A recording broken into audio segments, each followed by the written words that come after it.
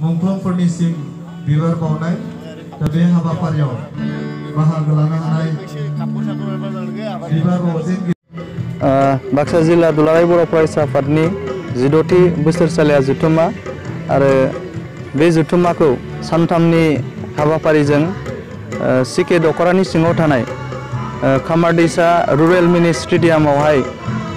खुंफुंनो थाखाय थि खालामनाय जादों आरो मैयानिफ्राय जागायनानै दिनै नैथि सान आरो बे नैथि साननि जोंहा दिनै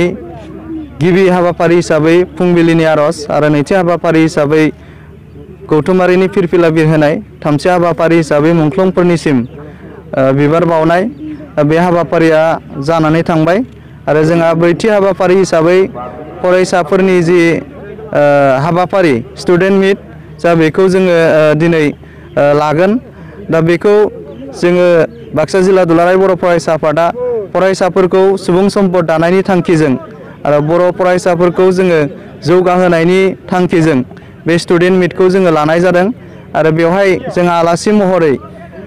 फुंखा सुबुं महरै जोङो मोननो हादों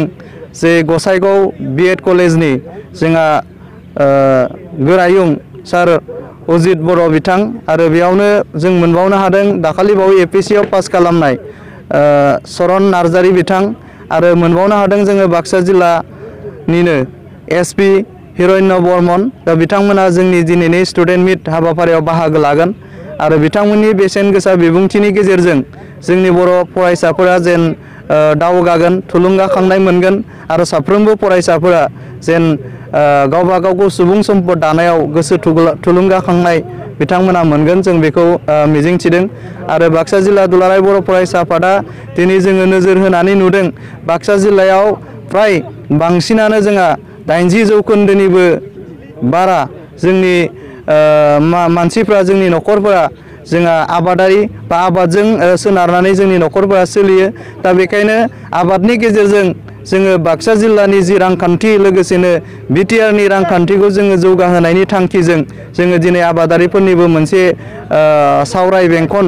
बा सेमिनार जों मोनसे बेवहाय लानाय जादों आरो बेवहाय जोंहा मोजां जोङो आलासि जोङो मोनबोनो हादों दा बेखायनो बै आलासिफोरनि गेजेरजों जोङो आसा खालामदों बाक्सा जिल्लानि जि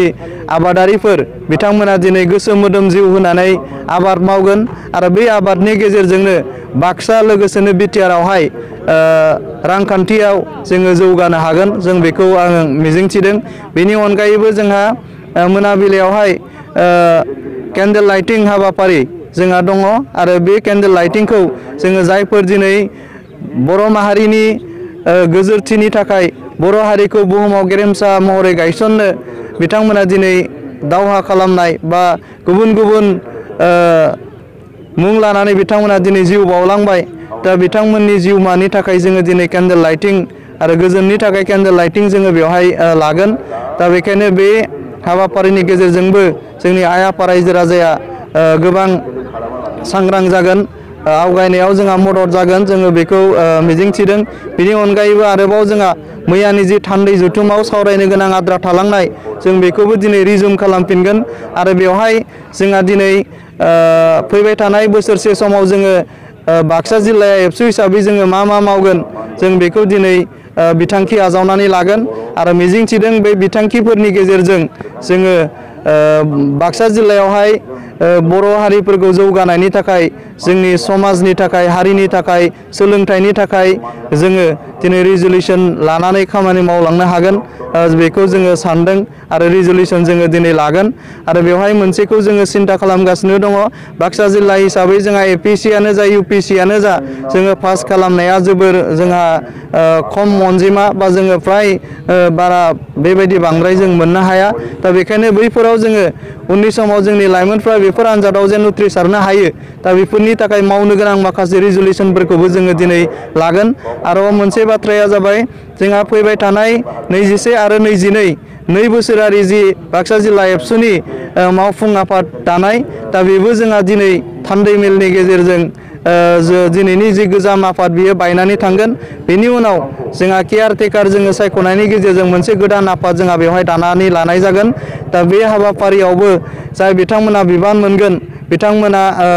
गोसो मोदोम जिउ होनायनि गेजेरजों जेन खामानिखौ मावलांगोन आरो बे जोंनि जि गोदान आफाद बेबो जेन गोजोननि गेजेरजों गोख्रों खालामनायनि थांखिजों जेन जोंनि आफादा